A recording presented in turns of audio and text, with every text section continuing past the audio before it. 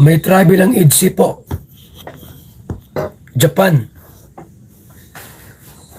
May travel ang EDSI Japan. Ha? EDSI forever. Jumcar forever.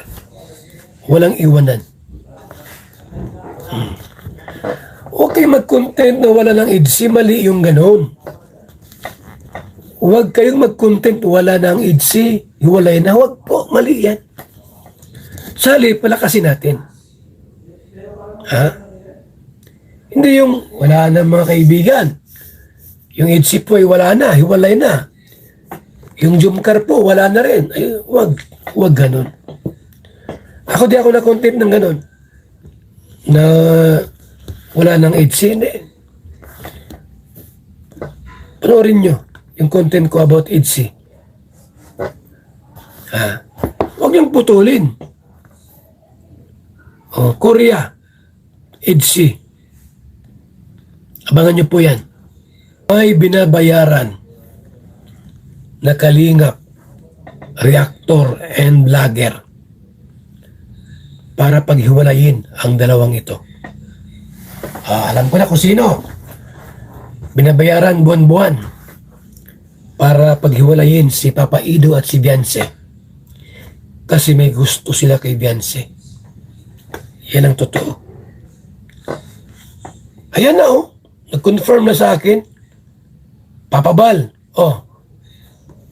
3 nag-confirm. Mayroong inutusan ng mga reactor at saka vlogger para paghiwalayin itong dalawang ito. Si Papa Ido at Beyonce gusto paghiwalayin kasi may ewan ko lang, anak ang may gusto, yung mismong nagandahan kay Beyonce po. Grabe maganda si Beyonce. Walang ganon. Walang ganyanan. Ha? Huwag kayo mag-utos sa iba na siraan si Papa Ido.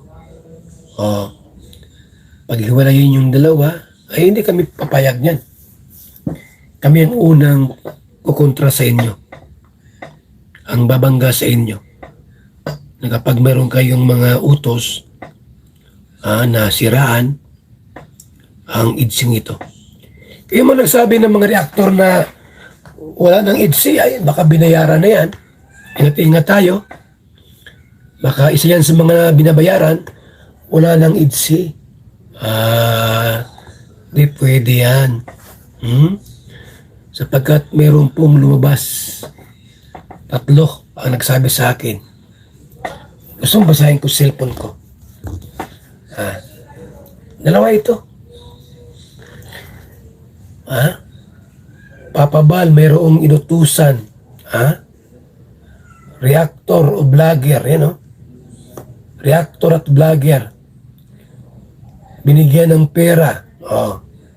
Monthly support para siraan ang EDSI. At paghiwalayin.